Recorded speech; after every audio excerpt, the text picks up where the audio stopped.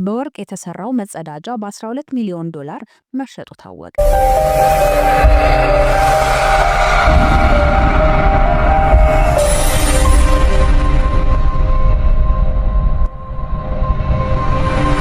ሰላም ጤና ይስጥልኝ እንደምናላችሁ የተከበራችሁ የዚህ የዩቲዩብ ቻናል ተከታታዮች፣ ዛሬም እንደተለመደው ለእናንተ ይመጥናል ያልኩትን ከተለያዩ ሚዲያዎች የተሰበሰቡ ዜናዎችን ይዤላችሁ መጥቻለሁ። እናንተም እንደምትደሰቱባቸው ተስፋ በማድረግ አሁን ወደ ቪዲዮ እንገባለን። ላይክ፣ ኮሜንት፣ ሼር እንዲሁም ሰብስክራይብ እያደረጋችሁ አብራችሁን ቆይላለሁ። መልካም ጊዜ።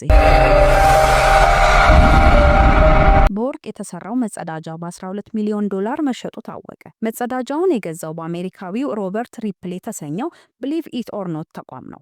አሜሪካ የተሰኘው መጸዳጃ በጣሊያናዊው አርቲስት ማውሪዚዮ ካቴላን የተሰራ ነው። አገልግሎት የሚሰጠው መጸዳጃ በ101.2 ኪሎ ግራም ባለ 18 ካራት ወርቅ የተሰራ ነው። የመጀመሪያው ተመሳሳይ መጸዳጃ ኒውዮርክ በሚገኘው ጉገንሃም ሙዚየም በ2016 በህዝብ መጸዳጃ ቤት ተገጥሞ የቆየ ቢሆንም ከ3 ዓመታት በኋላ በኦክስፎርድ ሻየር ቤተ መንግስት መሰረቁ ተገልጿል።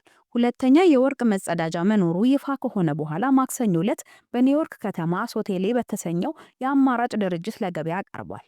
101 ኪሎ ግራም የሚመዝነው መጸዳጃ ቤት አንድ ተጫራች ብቻውን ማግኘቱ ታውቋል። የመነሻ ዋጋውን የሚወስነው በወርቅ ትክክለኛ የገበያ ዋጋ ማለትም በ10 ሚሊዮን ዶላር እንደሆነ አጫራቹ ተናግሯል። በታዋቂው የአሜሪካ ተቋም ሪፕል ብሊቭ ኢት ኦር ኖት እንደተገዛም ተገልጿል። ተቋሙ በኢንስታግራም ገጹ ላይ በደስታ እንጠቀመዋለን ሲል በመጻፍ ገዢው መሆኑን ገልጿል። የመዝናኛ ተቋሙ በዓለም ዙሪያ የተለያዩ እንግዳ ነገሮችን ጨምሮ የውሃ መዝናኛ መስህቦችን በማቅረብ ይታወቃል። ታዋቂዋ ኪም ካርዳሺያን የማርሊ ሞሮን ንብረት የሆነውን ቀሚስ እንድትለብስ በመፍቀድ በ2022 የመገናኛ ብዙሃን መነጋገሪያም ሆኖ ነበር። እንግዶች የወርቅ መጸዳጃውን እንዲጠቀሙ ለመፍቀድ የሚያስችሉ አማራጮችን እየመረመሩ እንደሆነም ተገልጿል። እንዲህ አይነቱ አጋጣሚ ትልቅ እድልና ሁሉም ነገር በትክክለኛው አቅጣጫ እንዲሄድ ለማድረግ ድፍረት ይጠይቃል ሲሉ ሪፕል አክሏል። የሥነ ጥበብ ስራው ለካቴናን ሁለተኛውን ከፍተኛ ዋጋ ያስጨመረ ጨረታ ሆኖ ተጠናቋል። ሂትለር ተንበርክኮ የሚታይበት ስነ ቅርጹ በ2016 በ17.2 ሚሊዮን ዶላር ተሽጧል። የመጀመሪያውን መጸዳጃ ቤት በጉገንሃይም በነበረበት ወቅት ከ100,000 በላይ ሰዎች እንደተጠቀሙበት ይገመታል።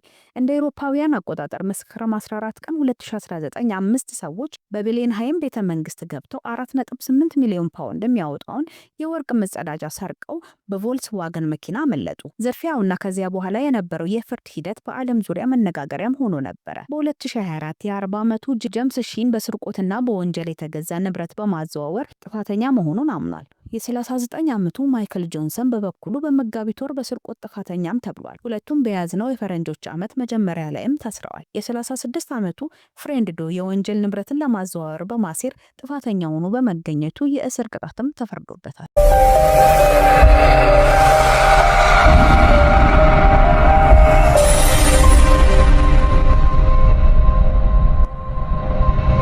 ማልታ ውስጥ የተሰራው የዓለም ረጅሙ የቸኮሌት ባቡር የማልታን የቱሪዝም አቅምና የምግብ ዝግጅት ጥበብን ለዓለም ለማስተዋወቅ በሚል የተሰራው የቸኮሌት ባቡር በርዝመቱ የዓለምን ክብረ ወሰን ሰብሯል። ማልታዊው የቸኮሌት አሰራር ባለሙያ አንድሪው ፋሩጂያ ከማልታ ቱሪዝም ኢንስቲትዩት ጋር በመተባበር የሰራው ይህ 55.27 ሜትር የሚረዝመው የቸኮሌት ባቡር እስከ ዛሬ ድረስ በዓለማችን ከተሰሩ የቸኮሌት ቅርጾች ረጅሙ ሆኖ በጊነስ የዓለም ክብረ ወሰን ተመዝግቧል።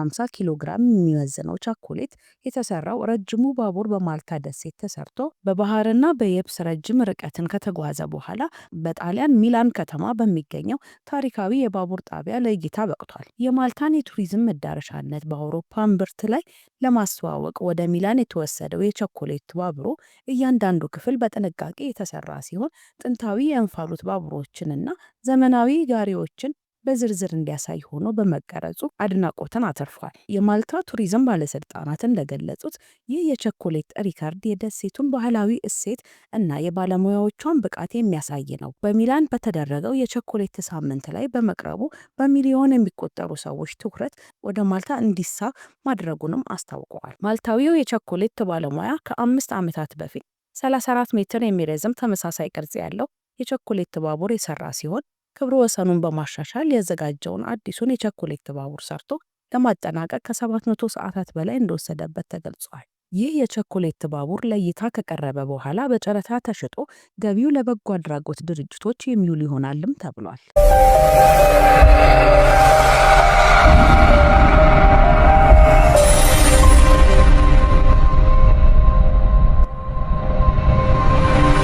የተከበራችሁ የዚህ የዩቲዩብ ቻናል ተከታታዮች ስለተከታተላችሁኝ ከልብ አመሰግናለሁ። በሚቀጥለው በሌላ አስደናቂ የሆኑ ዜናዎች እንገናኛለን። መልካም ጊዜ